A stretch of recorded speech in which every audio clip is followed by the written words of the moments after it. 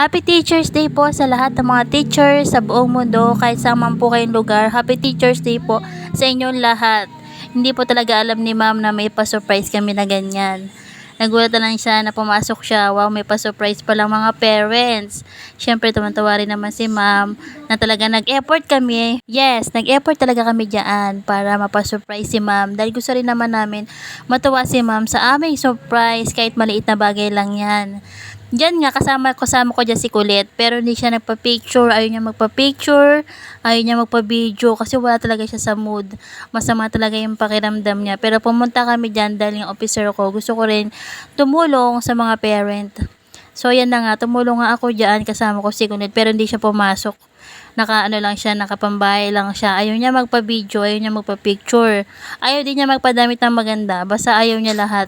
Kaya hindi ko na lang pinilit. Kaya sinama ko na lang siya kasi wala namang magbabantay sa kanya sa bahay. Sobrang daming food, sobrang sarap talaga na food. Sobrang dami.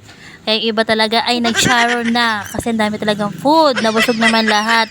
Pati mga parents at mga bata at pati si ma'am, syempre.